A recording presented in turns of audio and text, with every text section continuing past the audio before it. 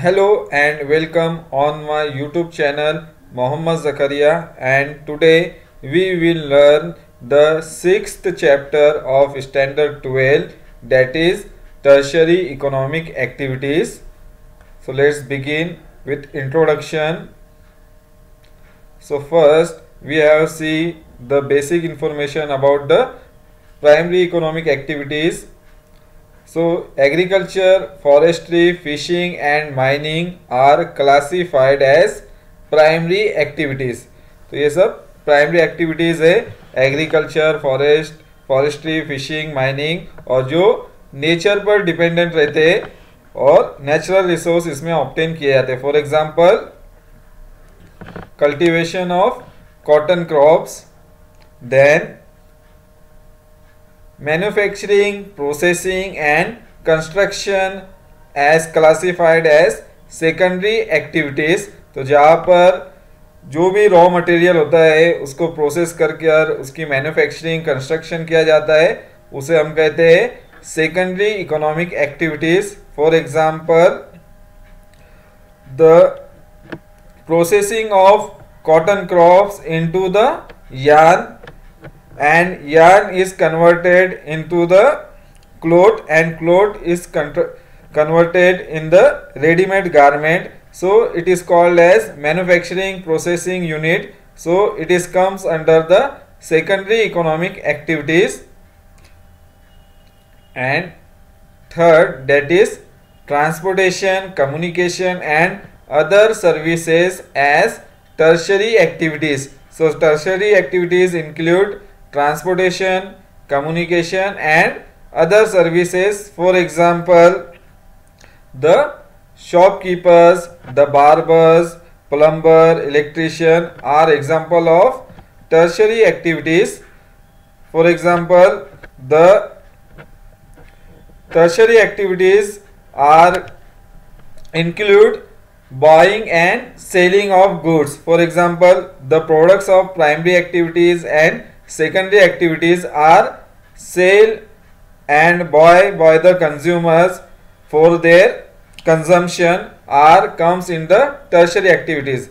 For example, the cotton cultivation crops are comes under the primary activities. The cloth of cotton or textile industry are come in the secondary activities, and the final product are sale, that is called as tertiary activities. So the shopkeeper also comes under the tertiary activities. So this is the three types of activities, and tertiary activities connect both the activities, primary activities and secondary activities, because it sell the product of primary activities and secondary activities. So in the beginning of this chapter we have one activities. Think about it. Read the following comprehension and answer the question that follow. तो यहाँ पर एक passage दिया गया है और इसमें से हमें कुछ क्वेश्चन दिए गए नीचे और उसके आंसर हमें सर्च करना है. तो ये पैसेज बहुत ही लेंदी है, तो मैं इसे रीड आउट नहीं करूँगा टोटल, सिर्फ उसके जो आंसर है क्वेश्चन के वो मैं आपको यहाँ पर उसके आंसर बताऊंगा. So first question, what do you understand by the term competent authorities?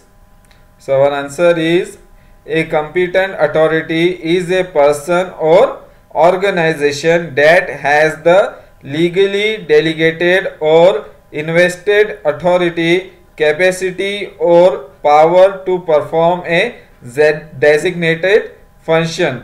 So जो competent authorities है वो या तो एक पर्सन हो सकता है या कोई ऑर्गेनाइजेशन हो सकती है, ये प्राइवेट ऑर्गेनाइजेशन हो सकती है, या फिर जो गवर्नमेंट ऑर्गेनाइजेशन है, गवर्नमेंट डिपार्टमेंट है वो हो सकती है. अगर हमें कोई भी बिजनेस या अगर हमें शॉप ओपन करनी हो तो हमें पहले कुछ परमिशन लेने की ज़रूरत पड़ती है. तो ये परमिशन और जो लाइसेंस होते हैं बिजनेस के वो हमें गवर्नमेंट की तरफ से इशू होते हैं. तो या तो वो कोई गवर्नमेंट ऑफिसर हो सकता है पर्सन, या पूरा एक ऑर्गेनाइजेशन, एक डिपार्टमेंट होता है जो इंस्पेक्शन करता है लीगली, और सब चेकिंग करने के बाद वो हमें उनकी परमिशन जो है एनओसी वगैरह जो है वो प्रोवाइड करते हैं, लाइसेंस इशू करते हैं बिजनेस के लिए।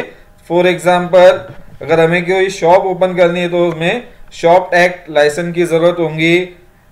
एंड अगर हमें कोई एजुकेशनल इंस्टीट्यूशन ओपन करना है, स्टार्ट करना है, स्कूल या कॉलेज, तो उसके लिए हमें एजुकेशन ऑफिसर की परमिशन ज़रूरी होंगी। देन इसी तरह से अगर हमें किसी कोई मेडिकल ओपन करना है तो हमें फिर जो मेडिकल ऑफिसर रहता है उसकी परमिशन रिक्वायर होंगी। तो इस तरह से ये एक अथॉरिटी रहती है गवर्नमेंट की, या कोई पर्सन या ऑर्गेनाइजेशन रहता है जिसके पास पावर होती है वो परमिशन और एनओसी या लाइसेंस इशू करने के लिए, किसी भी तरह का बिजनेस स्टार्टअप करने के लिए। तो ये सब अथॉरिटी रहती है, उसके पास कैपेसिटी और पावर रहता है। उसकी पोस्ट जो रहती है बहुत ज़्यादा पावरफुल रहती है, वो किसी को भी जो है लाइसेंस प्रोवाइड कर सकता है बिजनेस स्टार्ट करने के लिए, या फिर रिजेक्ट भी कर सकता है।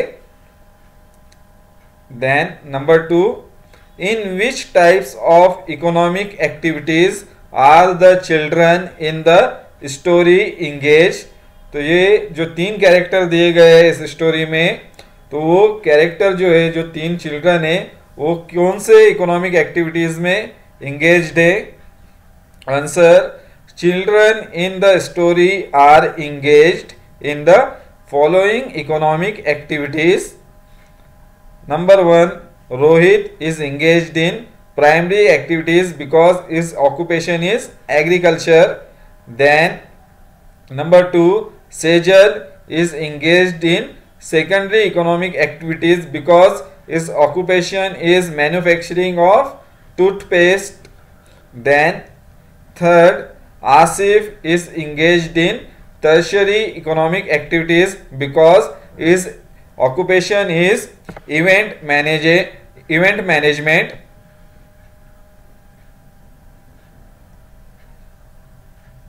Number 3, while being occupied in their type of economic activity, which other activities they interact with.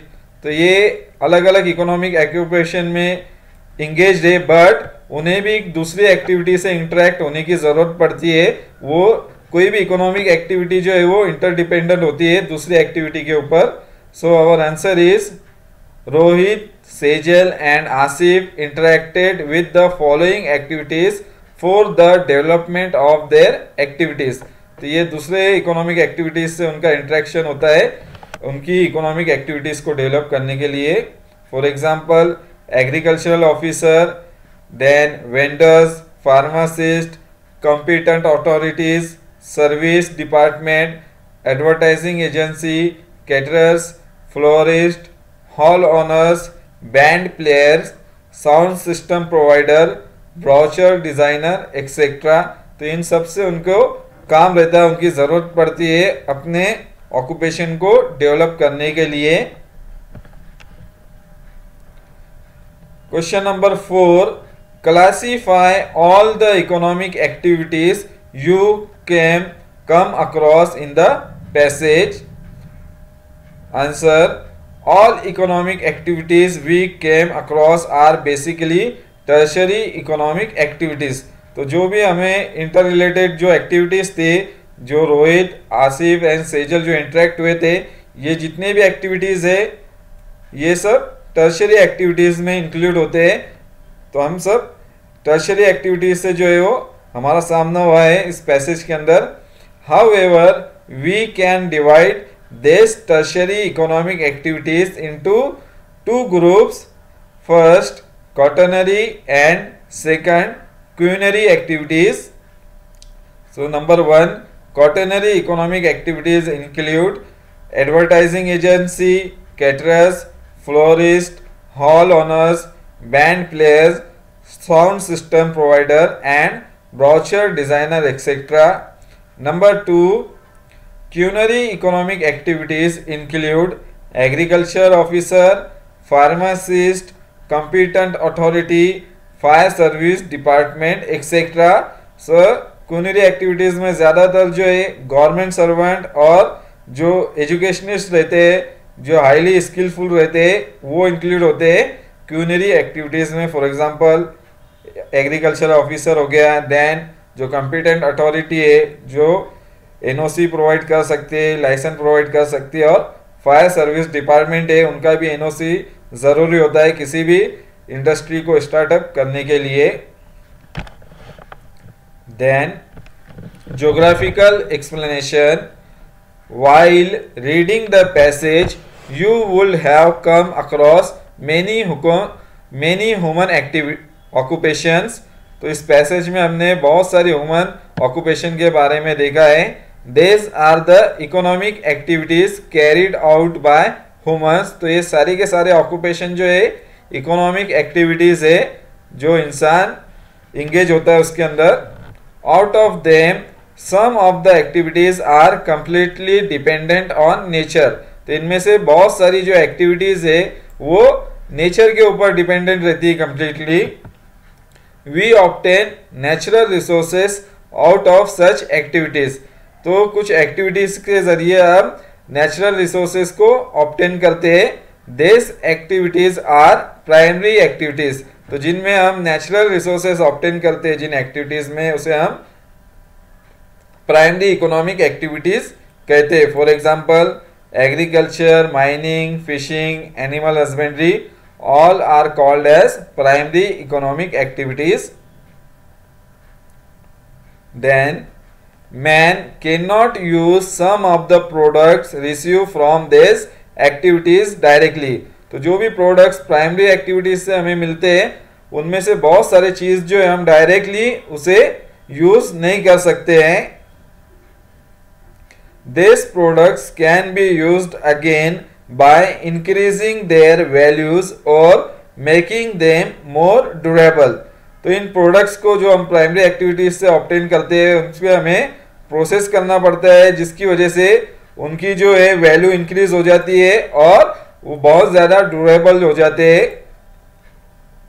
In that case this products are processed, this creates new and different products. तो प्रोसेस होने के बाद इसके बाद जो प्रोडक्ट होता है primary activity का वो एक नए प्रोडक्ट में कन्वर्ट हो जाता है और नया प्रोडक्ट उससे क्रिएट हो जाता है जिसकी ड्यूरेबिलिटी और वैल्यू ज़्यादा होती है। These are usable, more durable and can be sold at higher price। तो जिसकी वजह से वो ज़्यादा यूजेबल होते हैं, ज़्यादा इस्तेमाल के काबिल बनते हैं, ज़्यादा उनमें ड्यूरेबिलिटी आती है और उनकी जो प्राइस होती है वो भी बढ़ जाती है और ज़्यादा प्राइस में वो सोल्ड होते हैं। Through processing this activities become a part of secondary activity. तो इसमें जो प्रोसेसिंग का वर्क जो होता है जिसकी वजह से ये नया प्रोडक्ट बन जाता है तो इसे हम कहते हैं सेकेंडरी इकोनॉमिक एक्टिविटीज। तो सेकेंडरी इकोनॉमिक एक्टिविटी में बेसिकली प्रोडक्ट की प्रोसेसिंग की जाती है, उनकी मैन्युफैक्चरिंग की जाती है और उससे एक नया प्रोडक्ट जो है क्रिएट होता है जिसकी ड्यूरेबिलिटी और प्राइस बढ़ जाती है। Secondary activities are mainly dependent on products obtain from primary activities. तो जो सेकेंडरी एक्टिविटीज में प्रोडक्ट जो बनाए जाते हैं वो ज़्यादातर प्राइमरी एक्टिविटीज से प्रोडक्ट्स पर डिपेंड होते हैं, बिकॉज जो भी प्राइमरी एक्टिविटीज से हमें प्रोडक्ट्स ऑब्टेन होते हैं वो सेकेंडरी एक्टिविटी में as a raw material use किए जाते हैं। वो रॉ मटेरियल पर प्रोसेस होने के बाद उससे एक नया प्रोडक्ट जो है वो प्रिपेयर किया जाता है सेकेंडरी एक्टिविटी में। There are activities which act as the link between the primary and secondary activities. तो इसके अलावा भी और भी एक्टिविटीज है जो प्राइमरी एक्टिविटी और सेकेंडरी एक्टिविटी के बीच में एक लिंक का काम करती है, उन्हें एक तरह से जोड़ने का काम करती है एक दूसरे से। And are complementary to both of them. और ये दोनों के लिए कॉम्प्लीमेंट्री होता है, दोनों के लिए बहुत ज्यादा फायदा होता है। These are mostly in the form of services। तो ये एक सर्विस के फॉर्म में होती है, एक तरह से सर्विस प्रोवाइड करती है प्राइमरी एक्टिविटी और सेकेंडरी एक्टिविटी को। If you want a particular service you will have to pay for it. और अगर आपको कोई सर्विस की ज़रूरत है तो उसके लिए आपको फिर कुछ अमाउंट जो है वो पे करना पड़ती है इस एक्टिविटी के अंदर। फॉर एग्जांपल अगर आपको हेयर कट करना है तो आपको आपके लिए जो बार्बर है वो आपको हेयर कट करके देगा, वो आपको सर्विस प्रोवाइड करेगा हेयर कट की, और उसके बदले में आपको उसे कुछ अमाउंट पे करना होगी। उसी तरह से अगर आपको if you are ill and you need a doctor, तो डॉक्टर आपका जो ट्रीटमेंट करेगा उसके बदले में, उसकी सर्विस के बदले में आपको उसको फीस जो है वो पेड करना पड़ेगी, जो उसने आपको ट्रीटमेंट दिया है, जो सर्विस प्रोवाइड की है। तो इस तरह से ये सर्विस प्रोवाइड करते हैं, इसमें कोई मैन्युफैक्चरिंग वर्क नहीं करता है डॉक्टर या बार्बर। और भी दूसरे एग्जाम्पल है, आगे देखेंगे हम। तो वो अपनी सर्विस प्रोवाइड करते हैं कंज्यूमर को, और उसके बदले में हमें उन्हें कुछ अमाउंट जो है वो पे करना पड़ती है। This include buying and selling of goods, means of transportation and communication, loading and unloading of goods, credit facilities, marketing, import and export etc. तो ये जो एक्टिविटी इसके अंदर बाइंग एंड सेलिंग का इंक्लूड होता है, then transportation and communication include होता है, and loading and unloading of goods, चीज़ों को चढ़ाना उतारना, then credit facility for example banking, then insurance, और भी जो फाइनेंशियल हब होते हैं तो ये सब इसमें आएंगे क्रेडिट फैसिलिटीज में, then marketing, import and export etcetera, ये सब इंक्लूड होते हैं इस एक्टिविटी में। Providing public services are also a part of it, तो जो पब्लिक सर्विस होती है वो भी इस एक्टिविटी का ये एक पार्ट है, जिसे हम टर्शियरी एक्टिविटी कहते हैं। तो public service means government servant जो होते हैं, तो गवर्नमेंट के ऑफिसेस वगैरह है, ये भी एक तरह से सर्विस प्रोवाइड करते हैं पीपल को, लोगों को, और ये भी एक टर्शियरी एक्टिविटी का एग्जांपल है। फॉर एग्जांपल जो बड़े बड़े गवर्नमेंट ऑफिसेस होते हैं, देन लॉयर हो गए, टीचर हो गए, ये भी टर्शियरी एक्टिविटी में ही इंगेज होते हैं, जो पब्लिक सर्विसेज प्रोवाइड करते हैं।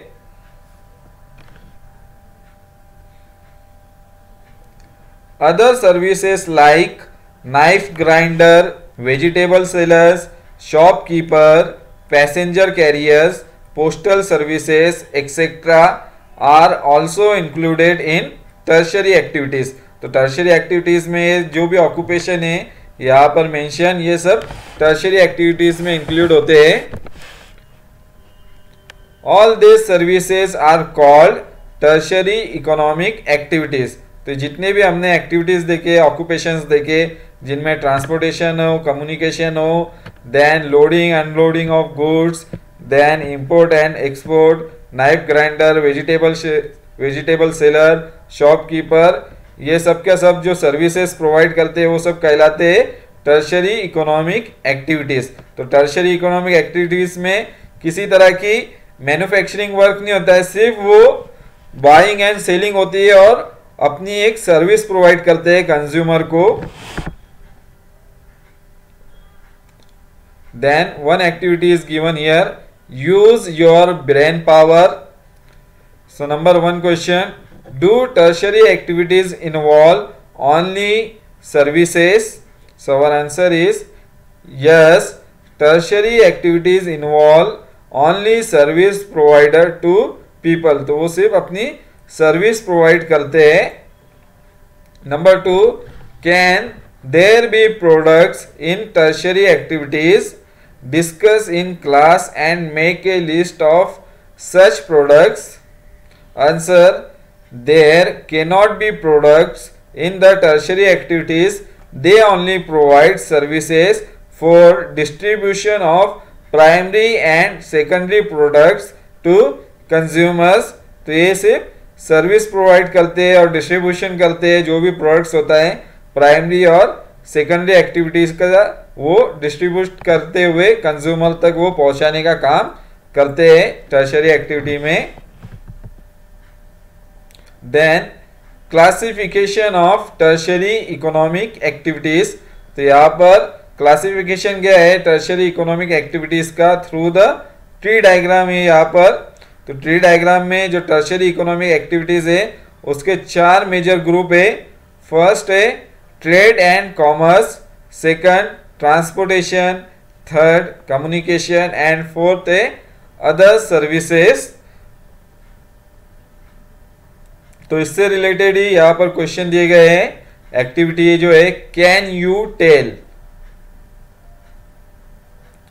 In figure 6.1, many economic activities included in the tertiary occupation are enlisted. Classify the following economic activities in the following 2 categories. Number 1, activities dependent on geographical factors. Number 2, activities not dependent on geographical factors.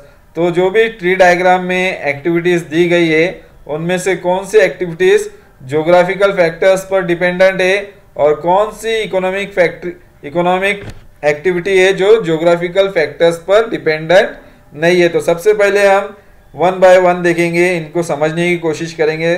सो जो first group है classification में वो है trade and commerce. तो trade and commerce में basically जो है वो buying and selling of goods होता है। जो मेन प्रोफेशन होता है इसमें ट्रेड एंड कॉमर्स में चीजों का लेन देन किया जाता है। ट्रेड एंड कॉमर्स में buying and selling is the main purpose in the trade and commerce. तो इसके जो बाइंग एंड सेलिंग जो है कंज्यूमर तक चीजों को पहुंचाने का काम वो 2 तरीके से होता है। एक होता है होलसेल ट्रेड और दूसरा होता है रिटेल ट्रेड। तो होलसेल ट्रेड के अंदर ज्यादातर बल्क क्वांटिटी में जो है प्रोडक्ट परचेस किए जाते हैं और उसे रीसेल किया जाता है। स्मॉल जो रिटेलर होते हैं उन्हें यहाँ पर प्रोवाइड किया जाता है वो प्रोडक्ट को लार्ज क्वांटिटी में बल्क क्वांटिटी में परचेस करने के बाद। और जो रिटेल ट्रेड होता है इसमें ज्यादातर जो प्रोडक्ट है वो उसकी quantity as compare to wholesale trade वो कम होती है और ज्यादातर इसे रीसेल के लिए यूज नहीं किया जाता है। इसे डायरेक्टली कंज्यूमर तक पहुंचाया जाता है for the consumption and use of the consumer. तो इसमें डायरेक्टली जो कस्टमर होता है उसे चीजों को यूज करता है पर्सनली। तो होलसेल ट्रेड की भी 2 कैटेगरी है। फर्स्ट है urban wholesale market and second है रूरल होलसेल मंडीज। तो अर्बन एरिया में लार्ज होलसेल मार्केट होते हैं जिसे ट्रेड सेंटर भी कहा जाता है। अर्बन एरिया के अंदर बड़े बड़े वहाँ पर होलसेल जो रहती है शॉप्स अवेलेबल रहती है उस एरिया के अंदर और उस सिटी का वो एक पर्टिकुलर होलसेल एरिया रहता है जहाँ पर अलग अलग जो तरह की गुड्स वगैरह होती है वो बहुत ही होलसेल प्राइस में हमें अवेलेबल होती है। और दूसरा होता है रूरल एरिया में भी होलसेल मंडीज होती है। वहाँ पे अर्बन एरिया की तरह लार्ज जो होते हैं शॉप वगैरह नहीं होते बल्कि स्मॉल स्केल पर होता है। ये एक तरह की मंडी होती है जहाँ पर होलसेल चीजें जो है वो वहाँ पर सेल की जाती है विलेज में। देन रिटेल ट्रेड की भी 2 कैटेगरी है rural and urban retail trade. तो रूरल एरिया में ज्यादातर जो रिटेल ट्रेडिंग होती है वो पीरियोडिक मार्केट में होती है क्योंकि ज्यादातर जो मार्केट होता है वो पीरियोडिकल होता है यानी कि फॉर एग्जांपल वीकली वहाँ पर मार्केट लगता है। हर विलेज का एक डेज पर्टिकुलर डे होता है, उस दिन वहाँ पर उस विलेज का उस रूरल एरिया का जो है मार्केट वहाँ पर लगता है। लोग आसपास के जो छोटे रूरल एरिया होते हैं वो वहाँ पर परचेसिंग के लिए आते हैं। जो भी उनकी रिक्वायरमेंट होती है उन्हें उस वीकली मार्केट में अवेलेबल हो जाती है। तो इस तरह से रिटेल वहाँ पर मार्केट जो रहता है वीकली मार्केट में लोगों को चीज़ें मिल जाती है। देन वहाँ पर स्टोर्स होती है, दुकानें होती है छोटी छोटी। देन स्ट्रीट पैडलिंग रहती है, जो ठेले लेकर जो रहते हैं अलग अलग स्ट्रीट पर अलग अलग रोड पर जो है वो अपनी चीज़ों को सेल करते हैं जिसे हम स्ट्रीट पैडलिंग कहते हैं। देन पब्लिक डिस्ट्रीब्यूशन सिस्टम होता है, तो जहाँ से लोगों में डिस्ट्रीब्यूट किया जाता है जो भी उनकी रिक्वायरमेंट होती है चीज़ों की, वहाँ से उन्हें गवर्नमेंट की तरफ से उन्हें प्रोवाइड की जाती है public distribution system. For example जो राशन होता है, जो धान्य दुकानें होती है, उसका एग्जांपल हो गया ये। देन अर्बन एरियाज में जो है जो रिटेल ट्रेड किया जाता है ज़्यादातर उनकी 3 कैटेगरीज है। फर्स्ट है चेन स्टोर्स, तो अर्बन एरियाज में बड़े बड़े चेन स्टोर्स होते हैं, बड़े बड़े उनकी आउटलेट होती है कंपनीज की जो अपने प्रोडक्ट को सेल करती है चेन स्टोर्स की तरह। For example Puma, Adidas, then Bata, Being Woman, उनकी बड़ी बड़ी आउटलेट्स रहती है और उनका एक तरह का चेन स्टोर रहता है। पर्टिकुलर एरिया में अलग अलग उनके स्टोर्स जो रहते हैं, कंपनी आउटलेट वो मौजूद रहते हैं और एक तरह से चेन की तरह ये स्टोर्स रहते हैं। उसका एग्जांपल और हो गया रिलायंस फ्रेश हो गया। तो अलग अलग प्रोडक्ट जो है वो सेल करते हैं। देन शॉपिंग मॉल हो गए, अर्बन एरिया में बड़े बड़े शॉपिंग मॉल्स जो है उसका ट्रेंड है अभी, जहाँ पर बहुत सारी चीज़ें अवेलेबल हो जाती है एक ही छत के नीचे। देन पब्लिक डिस्ट्रीब्यूशन सिस्टम है, पीडीएस जिसे कहा जाता है, तो जहाँ पर भी जो लोगों की ज़रूरत रहती है, फॉर एग्जांपल फूड हो गया, तो उनका डिस्ट्रीब्यूशन किया जाता है गवर्नमेंट की तरफ से एज ए रेशन। तो ये सारी चीज़ें यहाँ पर ट्रेड एंड कॉमर्स में आ जाती है। देन सेकंड कैटेगरी है वो है ट्रांसपोर्टेशन। तो ट्रांसपोर्टेशन में जो मीन्स ऑफ ट्रांसपोर्टेशन है, railway network, roadway network, then waterways, airways and pipeline, ये इंक्लूड होते हैं। देन थर्ड कैटेगरी है कम्युनिकेशन। तो कम्युनिकेशन में postal service, then telecommunication. Telecommunication की भी टू कैटेगरीज है, मोबाइल एंड लैंडलाइन जो है ये टेलीकम्युनिकेशन में इंक्लूड होता है। Then audio visual means AV. तो इसकी चार कैटेगरी है ऑडियो विजुअल की। फर्स्ट है फिल्म्स। तो फिल्म्स में ऑडियो विजुअल दोनों इंक्लूड होता है। देन रेडियो में सिर्फ हमें ऑडियो जो है वो हम सुन सकते हैं। देन टीवी है, तो टेलीविजन के अंदर ऑडियो विजुअल दोनों इंक्लूड है। और तीसरा है print, for example newspaper, magazine, तो इसमें हम सिर्फ विजुअल जो है वो रीड कर सकते हैं इंफॉर्मेशन। तो इस तरह से तीन कैटेगरी है, चार कैटेगरी है ऑडियो विजुअल्स की। देन इंटरनेट है, तो इंटरनेट जो हम मोबाइल या फिर कंप्यूटर के थ्रू जो है वो यूज़ कर सकते हैं। देन सैटेलाइट सिस्टम है, तो सैटेलाइट सिस्टम भी जो लाइव स्ट्रीमिंग हो गई या सिग्नल प्रोवाइड करना हो गया या मोबाइल नेटवर्क से सिग्नल जो है कैच करना हो गया, इसके लिए सैटेलाइट सिस्टम जो है बहुत ज़्यादा यूजफुल होता है कम्युनिकेशन के अंदर। And last other services. तो अदर सर्विसेज में जो है वो है टूरिज्म, देन बैंकिंग सेक्टर आ गया अदर सर्विस में, इंश्योरेंस सेक्टर आ गया, देन रियल एस्टेट आ गया अदर सर्विस में, then personal and professional services. Personal means जो पर्सनल जो वर्क होता है, लेबर होते हैं जो अपने लेवल पर जॉब करते हैं, वर्क करते हैं, for example plumber, then driver, electrician, ये पर्सनल आ गए। एंड प्रोफेशनल में टीचर, लॉयर, डॉक्टर, ये प्रोफेशनल सर्विस जो है वो प्रोवाइड करते हैं अपने क्लाइंट और जो पीपल्स या कंज्यूमर होते हैं उनको। तो ये क्लासिफिकेशन हो गया और उसकी डिटेल हो गई। और जो एक्टिविटी दी गई है उसको हमें ज्योग्राफिकल फैक्टर्स पर जो डिपेंडेंट है इनमें से एक्टिविटीज, और जो नॉट डिपेंडेंट है ज्योग्राफिकल फैक्टर्स पे, उसकी कैटेगरी बनानी है। तो इस तरह से हमने टेबल यहाँ पर प्रिपेयर किया गया है।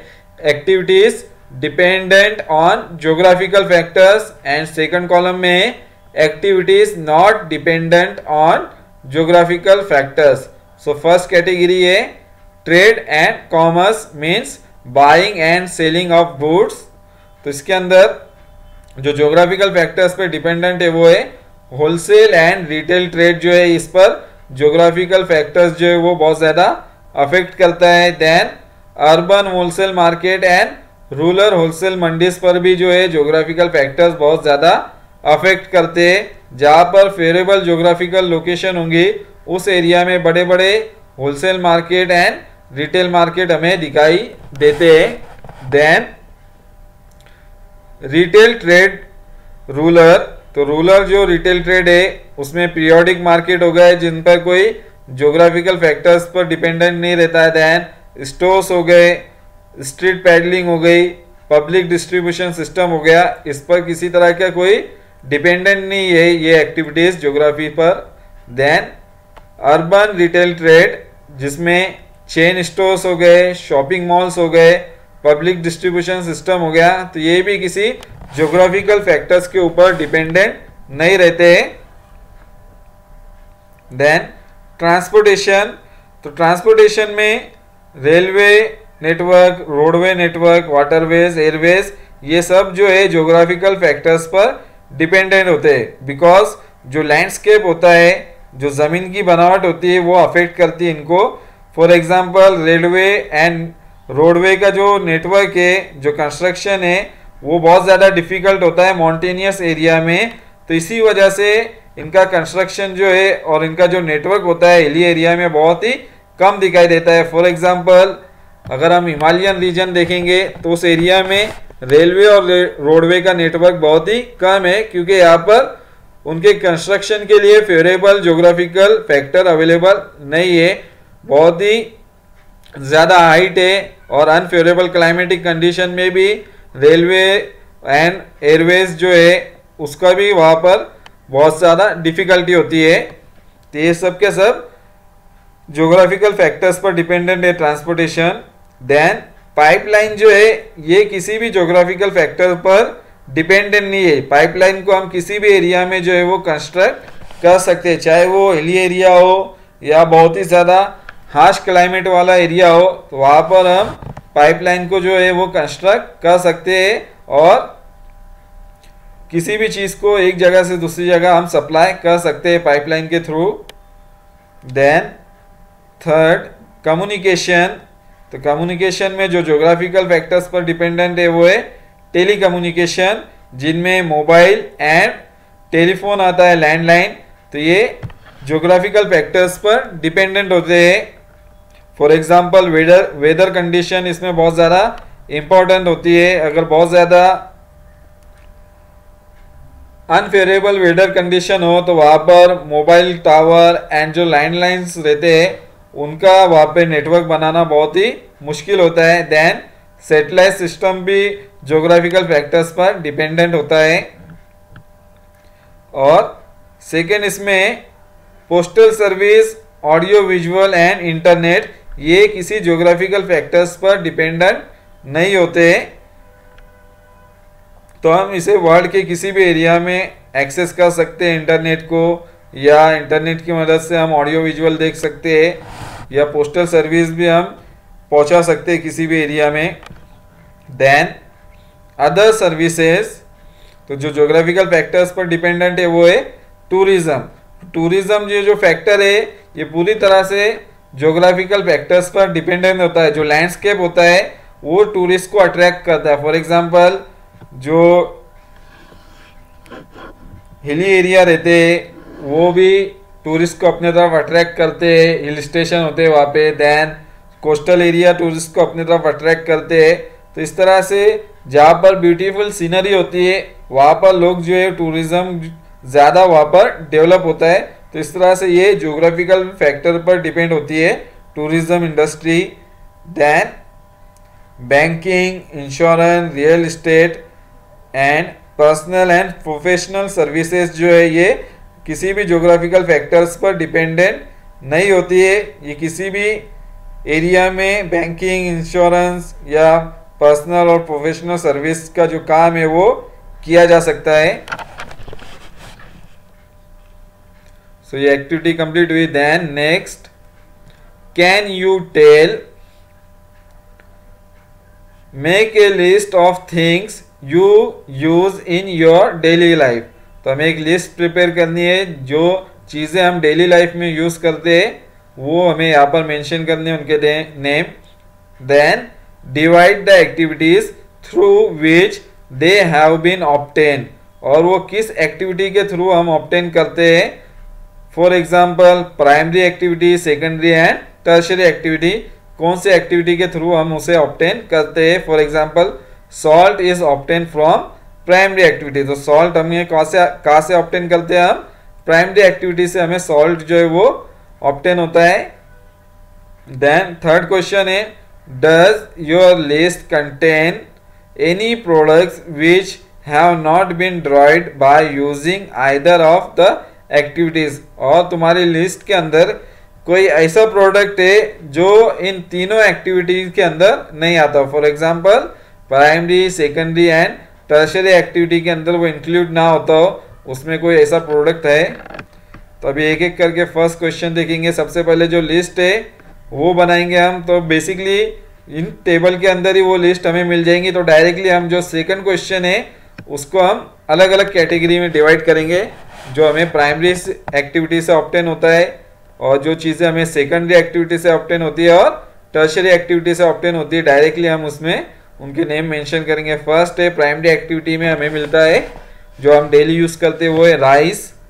देन सेकेंडरी एक्टिविटी से हमें ऑब्टेन होता है cotton cloth and tertiary activity से हमें ऑब्टेन होता है न्यूज़पेपर। तो ये हमें मैच द पेयर नहीं करना है, सिर्फ हमें एक लिस्ट प्रिपेयर करनी है जो हम डेली यूज़ करते हैं चीज़ें और कौन सी कैटेगरी में आती है, कौन सी एक्टिविटी में वो इंक्लूड होती है, वही सिर्फ हमें मेंशन करना है। तो हम ये कोई भी प्रोडक्ट के नाम यहाँ पर हम मेंशन कर सकते हैं जो आप डेली लाइफ में यूज़ करते हो। देन वीट भी हमें प्राइमरी एक्टिविटी से ऑब्टेन होता है, एग्रीकल्चर। देन ब्रेड उससे प्रिपेयर किया जाता है सेकेंडरी एक्टिविटी में। देन हॉस्पिटल्स टर्शियरी एक्टिविटी में इंक्लूड होते हैं। देन पोटैटो सेकेंडरी एक्टिविटी में उस पर प्रोसेस होने के बाद पोटैटो चिप्स उससे प्रिपेयर होते हैं। देन internet service, tomato ketchup and mobile services. तो जो भी मोबाइल ऐप्स वगैरह होते हैं जो रन करते हैं मोबाइल के ऊपर, ये सब इंक्लूड होता है टर्शियरी एक्टिविटी के अंदर। देन शुगर केन, तो मैक्सिमम यहाँ पर जो प्रोडक्ट हमें दिख रहे हैं प्राइमरी एक्टिविटी में, ये मैक्सिमम हमें एग्रीकल्चरल एक्टिविटी से ऑब्टेन होते हैं। देन शुगर जो है, शुगर केन से फिर शुगर प्रिपेयर की जाती है प्रोसेस होने के बाद शुगर इंडस्ट्री में। और लैंडलाइन सर्विस भी जो है वो टर्शियरी एक्टिविटी में इंक्लूड होंगी कम्युनिकेशन में। मोबाइल सर्विस एंड लैंडलाइन ये सब कम्युनिकेशन में आएगा। Then chilli and chilli powder in secondary activity. Banking services in tertiary activity. Then onion, television जो है, जो टेलीविजन सेट होता है वो आएगा सेकेंडरी एक्टिविटी में। एंड जो टीवी प्रोग्राम है, टेलीविजन प्रोग्राम है जो टीवी सेट के ऊपर रन होते हैं, चाहे वो मूवी हो, सीरियल हो या कोई लाइव मैच हो, ये सारे प्रोग्राम जो है ये टर्शियरी एक्टिविटी में इंक्लूड होते हैं। सिर्फ जो टीवी सेट होता है, जो बॉक्स होता है टीवी, वो यहाँ पर एक इलेक्ट्रॉनिक पार्ट है। तो ये टेलीविजन सिर्फ बॉक्स जो है वो सेकेंडरी एक्टिविटी में आएगा और उस पर रन होने वाले प्रोग्राम जो है टर्शियरी एक्टिविटीज में आएंगे। देन पल्सेस एंड कंप्यूटर है सेकेंडरी एक्टिविटी में। देन थिएटर्स जो है टर्शियरी एक्टिविटी में आएंगे जिनमें मूवीज वगैरह प्ले होती है। Then milk, toothpaste secondary activity में आएगा, मैन्युफैक्चरिंग ऑफ टूथपेस्ट। एंड जो शॉपकीपर्स होते हैं जो चीज़ों को सेल करते हैं शॉप में, तो ये भी टर्शियरी एक्टिविटी में इंक्लूड होता है। देन फिश जो है, फिशिंग, ये प्राइमरी एक्टिविटी है। और जो पैकेट फूड है, फूड पैकेजिंग इंडस्ट्रीज जिनमें फूड की पैकेजिंग की जाती है, तो ये सेकेंडरी एक्टिविटी है। देन बार्बर जो है ये भी टर्शियरी एक्टिविटी में इंक्लूड होता है। तो ये सब कैटेगरी है जिनमें जो हम डेली जो है इनका हमें ज़रूरत पड़ती है इन चीज़ों की। तो इस तरह से हमें और भी चीज़ें हम इंक्लूड कर सकते हैं जो आप अपनी डेली लाइफ में यूज़ करते हैं। Then geographical explanation, in tertiary occupation there is no derivation from the nature as it is in primary activities। तो जो टर्शियरी ऑक्यूपेशन है इनमें नेचर पर कोई डिपेंडेंट नहीं रहता है ऑक्यूपेशन, ये टर्शियरी एक्टिविटी, बिकॉज जो नेचर पर डिपेंडेंट एक्टिविटी वो है प्राइमरी एक्टिविटी। और जो टर्शियरी एक्टिविटी, जो भी प्रोडक्ट होता है प्राइमरी एक्टिविटी का, सिर्फ वो सेल करने का यहाँ पर काम करता है टर्शियरी एक्टिविटी में। तो इसमें कोई डेरिवेशन नहीं है, डायरेक्टली कोई नेचर पर डिपेंडेंट नहीं होती है tertiary activity. There may be some products manufactured like secondary activities but they are in the form of services offered. तो कुछ प्रोडक्ट्स ऐसे होते हैं जो मैन्युफैक्चर किए जाते हैं सेकेंडरी एक्टिविटीज की तरह, बट वो मार्केट में कंज्यूमर तक एक सर्विस की तरह ही ऑफर किए जाते हैं टर्शियरी एक्टिविटी के अंदर, यानी कि वो सिर्फ एक सर्विस की तरह ही प्रोवाइड किए जाते हैं कंज्यूमर को। As this activities are mainly of the service category, this occupation are also known as the service sector. तो ये नेम लर्न करना है ज्यादातर, सर्विस सेक्टर। टर्शियरी एक्टिविटी में जो भी इंगेज होते हैं लोग, उन्हें सर्विस सेक्टर से जुड़े हुए लोग भी कहते हैं। For example teacher, doctor, lawyer and electrician, shopkeeper, salesman, ये सब मार्केटिंग एजेंसी, ये सब सर्विस सेक्टर में ही इंक्लूड होते हैं। और इस ऑक्यूपेशन को जो है वो कभी कभी सर्विस सेक्टर भी कहा जाता है, क्योंकि ये सर्विस प्रोवाइड करते हैं कंज्यूमर को। The distribution of many of these services is dependent on many geographical factors। तो जो डिस्ट्रीब्यूशन है सर्विसेज का, इनमें से बहुत सारी जो सर्विसेज है वो ज्योग्राफिकल फैक्टर्स के ऊपर डिपेंडेंट है, यानी कि उन पे ज्योग्राफिकल फैक्टर जो है वो अफेक्ट करती है उन सर्विस पर। You will realize from the activity above. तो अभी जो हमने एक्टिविटी देखे थे ज्योग्राफिकल फैक्टर्स पर dependent category, then geographical factors पे जो नई डिपेंडेंट जो टेबल देखे हमने, उससे हमें अंदाजा हो जाएगा। You will realize from the activity about that there are very few such services which are not dependent on natural factors completely. तो ऐसी बहुत ही कम सर्विसेज है जो पूरी तरह से नेचुरल फैक्टर्स पर डिपेंडेंट नहीं है। ऐसी बहुत सारी कम है चीज़ें जो पूरी तरह से नेचुरल फैक्टर्स पर डिपेंड नहीं है, यानी कि मैक्सिमम जो सर्विसेज है वो नेचुरल फैक्टर्स पर डिपेंडेंट होती है टर्शियरी एक्टिविटीज की।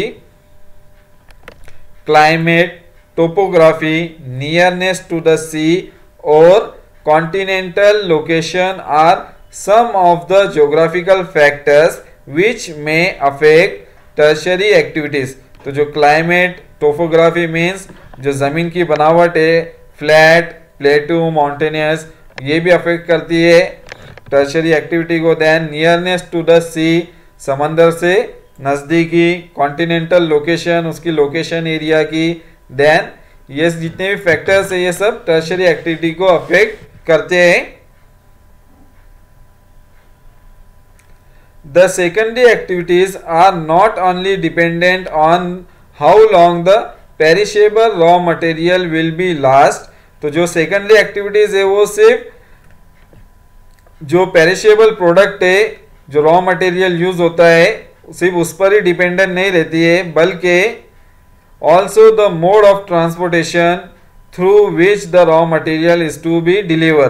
तो ये ना है तो सिर्फ जो पेरिशेबल रॉ मटेरियल होता है, यानी कि जल्द खराब होने वाला जो रॉ मटेरियल होता है, सिर्फ उस पर ही डिपेंड नहीं है सेकेंडरी एक्टिविटी, बल्कि जिसके जरिए जो ट्रांसपोर्टेशन का मोड यूज होने वाला है उस रॉ मटेरियल को डिलीवर करने के लिए, उसके ऊपर भी सेकेंडरी एक्टिविटी जो है वो डिपेंडेंट होती है। For example perishable raw material and mode of transportation, ये दोनों के ऊपर जो है सेकेंडरी एक्टिविटी डिपेंडेंट होती है। For example, for international export of a product like grape obtained through agriculture using airways will be a better option। तो international export के लिए अगर हमें एग्रीकल्चरल एक्टिविटी से जो क्रॉप ऑब्टेन होती है, फॉर एग्जांपल ग्रेप, तो इसको हमें एक्सपोर्ट करने के लिए एयरवेज ज़्यादा सुटेबल रहेगा, एक बेटर ऑप्शन रहेगा, क्योंकि ग्रेप जो है ये पेरिशेबल रॉ मटेरियल है, तो इसकी हमें जल्द से जल्द जो है डिलीवरी करना होंगी उसके खराब होने से पहले, तो इसके लिए जो बेटर ऑप्शन जो रहेगा, बहुत ज़्यादा फास्ट उसकी डिलीवरी कर पाएंगा, वो होगा Airways. While sending cotton through water transport will be more profitable.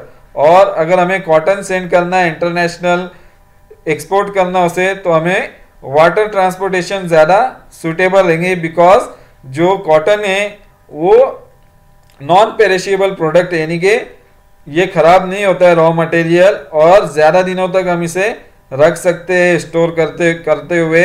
और इसे हमें वाटरवे यानी कि शिप के थ्रू ट्रांसपोर्ट करना भी बहुत ज़्यादा प्रॉफिटेबल रहेगा, क्योंकि जो वाटरवेज है वो बहुत ज़्यादा चीप है, बहुत ज़्यादा सस्ता है ट्रांसपोर्टेशन का ज़रिया। तो इसकी वजह से बहुत ज़्यादा सेविंग होंगी अमाउंट की, और बहुत ज़्यादा प्रॉफिट भी मिलेगा, और ये ख़राब भी नहीं होगा ट्रैवलिंग के अंदर डिलीवर करने से पहले। Then the human settlement all over the world have developed as an effect of various favorable geographical factors। तो जितने भी ह्यूमन सेटलमेंट्स है दुनिया के अंदर, वो डेवलप हुए ज़्यादातर उस एरिया में फेवरेबल जोग्राफिकल फैक्टर्स जो है वो पाए जाते हैं, इसलिए उस एरिया में ज़्यादातर ह्यूमन सेटलमेंट जो है वर्ल्ड की वो डेवलप हुई है। मार्केट्स बी इट रिटेल और wholesale always occur near this settlement. तो जो भी मार्केट होता है, मार्केट एरिया हमेशा, चाहे वो रिटेल मार्केट हो या होलसेल मार्केट हो, हमेशा सेटलमेंट के करीब में ही वो मौजूद होता है, सेटलमेंट के बहुत ज़्यादा नियर होता है। A secondary activity can occur away from the settlement. जो सेकेंडरी एक्टिविटी है यानी कि जो मैन्युफैक्चरिंग एंड प्रोसेसिंग है, ये सेटलमेंट से अवे जो है वो लोकेटेड हो सकता है, वहां पर वो काम कर सकते हैं सेटलमेंट से दूर भी, but market will not.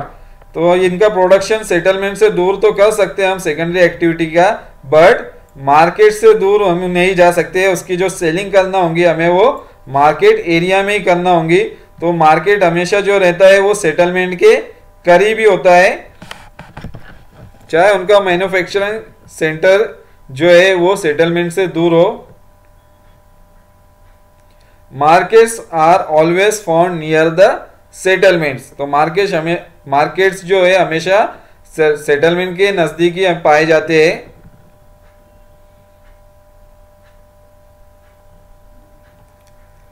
Loading and unloading of goods takes place at ports and dockyards.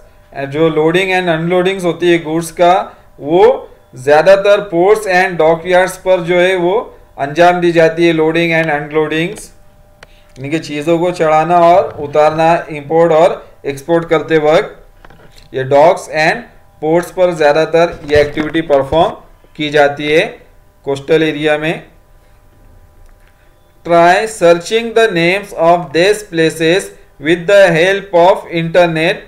तो यहाँ पर एक एक्टिविटी दी गई है और कुछ नेम यहाँ पर दिए गए जो हमें सर्च करना है with the help of internet. तो इंटरनेट पर हमें गूगल मैप पे जाना है और जो भी यहाँ पर नेम मेंशन किए गए उसके हमें लोकेशन सर्च करनी है और उसका स्क्रीनशॉट लेना है। उनकी लोकेशन कौन सी, फॉर एग्जांपल दिया गया है वहाँ पर घोड़बंदर। तो घोड़बंदर जो है ये मुंबई का एक एरिया है।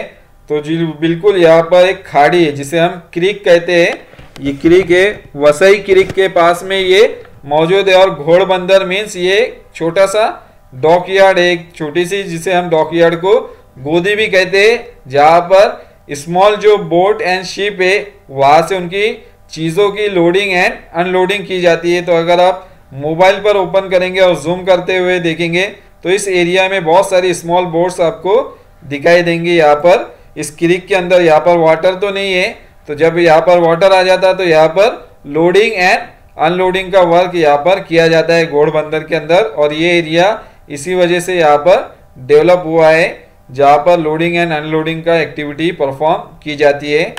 देन सेकंड पार्ट है कोची पोर्ट ट्रस्ट। तो कोची का जो इंटरनेशनल पोर्ट है वो एरिया हमें सर्च करना है। तो यहाँ पर कोची को कोचिन भी कहा जाता है, यहाँ पर है कोचिन पोर्ट, तो ये कोचिन भी नाम यहाँ पर मेंशन किया जाता है कभी कभी कोचिन को। तो ये मेन एरिया है और यहाँ पर ये पोर्ट है कोचिन का मेन, जहाँ पर जूम अगर आप मोबाइल पर करेंगे तो हमें शिप यहाँ पर जो है वो खड़ी हुई दिखाई देंगी, छोटी और बड़ी शिप्स यहाँ पर मौजूद है। और सामने भी यहाँ पर जो लोकल यहाँ पर लोग हैं उनके स्मॉल शिप जो है फेरी के यहाँ पर अवेलेबल है टूरिस्ट के लिए। तो इस तरह से ये भी एक पोर्ट एरिया है। और यहाँ पर एक एयरपोर्ट भी है, कोची नेवी एयरपोर्ट, यहाँ पर ये हमें रनवे दिखाई दे रहा है एयरपोर्ट का। तो यहाँ पर एक एयरपोर्ट ही यहाँ पर पोर्ट के ही करीब में मौजूद है। और नेवी एयरक्राफ्ट, नेवल एयरक्राफ्ट भी यहाँ पर हमें दिखाई दे रहे हैं। तो ये पूरा एक इंटरनेशनल एरिया है जहाँ पर इंपोर्ट एक्सपोर्ट किया जाता है। देन मुंबई पोर्ट ट्रस्ट, तो ये मुंबई में है। मुंबई पोर्ट ट्रस्ट जो इंडिया के एक लार्जेस्ट पोर्ट में से एक है। तो ये पूरा एरिया जो है यहाँ से मुंबई पोर्ट ट्रस्ट वर्कशॉप, तो इंटायर एरिया जो है ये मुंबई पोर्ट ट्रस्ट के अंदर में आता है, जहाँ पर गेटवे ऑफ इंडिया भी है मुंबई का, यहाँ पर ही लोकेटेड है इस एरिया के ही बीच में। तो ये इंटायर एरिया जो है गेटवे ऑफ इंडिया भी उसके अंदर इंक्लूड होता है। तो यहाँ पर देखेंगे अगर आप, यहाँ पर पोर्ट है और यहाँ पर शिप वगैरह भी हमें दिखाई देंगे अगर हम जूम करेंगे इस एरिया को। तो जहाँ से हिस्टोरिकली ये एरिया है जहाँ से इंपोर्ट एंड एक्सपोर्ट की जाती थी इंटरनेशनल लेवल पर। यूरोप और अदर जो अफ्रीकन कंट्रीज है, एशियन कंट्रीज है, वहाँ से इंपोर्ट एंड एक्सपोर्ट यहाँ पर मुंबई में की जाती थी चीज़ों की, through the boat and ship. Then Delhi international cargo terminal, तो ये दिल्ली के अंदर है इंटरनेशनल कार्गो टर्मिनल है। तो अगर आप इमेज देखेंगे तो यहाँ पे बड़े बड़े हमें कंटेनर्स जो है यहाँ पर दिखाई दे रहे हैं। लार्ज कंटेनर है, बहुत ज़्यादा कंटेनर है, बड़ा एरिया ये। तो ये इंटरनेशनल कार्गो टर्मिनल है जहाँ से लोडिंग एंड अनलोडिंग की जाती है गुड्स की। बड़े बड़े क्रेन्स यहाँ पर अवेलेबल रहते हैं। ये क्रेन्स के थ्रू जो है कंटेनर्स को एक जगह से दूसरी जगह पर लोड करते हैं थ्रू द ट्रक्स जो रहते हैं, ट्रॉलीज, उनके ऊपर रखकर ये फिर दूसरे एरिया तक पहुंचाए जाते हैं। तो ये दिल्ली के अंदर है। तो ये सब स्क्रीनशॉट आपको नहीं निकाल के रखना है तो किस तरह से ये, और उससे इंफॉर्मेशन जो है जो हमने स्क्रीनशॉट देखे यहाँ पर, you will find that this places are either located near a water transport और एयरवेज। तो जितने भी हमने स्क्रीनशॉट देखे, जो मैप्स देखे, वो जितने भी प्लेसेस है ज़्यादातर वो कहाँ पर लोकेटेड है, नियर ए वाटर ट्रांसपोर्ट और एयरवेज। तो ज़्यादातर इनकी लोकेशन वाटर ट्रांसपोर्ट के करीब है या एयरवेज के करीब में ये location. It is clear from the examples above that tertiary activities are also control by geographical factors. तो इस एग्जाम्पल से हमें पता चलता है कि जो टर्शरी इकोनॉमिक एक्टिविटीज़ है, फॉर एग्जांपल जो ट्रांसपोर्टेशन एक्टिविटी है, ये पूरी तरह से कंट्रोल होती है ज्योग्राफिकल फैक्टर्स से। यानी कि जो टर्शरी एक्टिविटी ट्रांसपोर्टेशन, उसे पूरी तरह ज्योग्राफिकल फैक्टर्स जो है वो कंट्रोल करता है, चाहे वो वाटरवेज हो, एयरवेज हो या रेलवेज हो। Transportation is also an example of this. तो ट्रांसपोर्टेशन इसका ही एक एग्जाम्पल है जिसे ज्योग्राफिकल फैक्टर्स जो है वो कंट्रोल करते हैं। Now it is being operated by advance technology, और ये अभी एडवांस टेक्नोलॉजी के जरिए ऑपरेट किए जाते हैं ट्रांसपोर्टेशन एक्टिविटी, बट फिर भी वो पूरी तरह से ज्योग्राफिकल फैक्टर्स के ऊपर डिपेंडेंट है आज भी। सो आज के लिए इतना ही। This is the end of the first lecture of chapter 6, and next video I will upload the remaining part of chapter 6, tertiary economic activity. Thank you.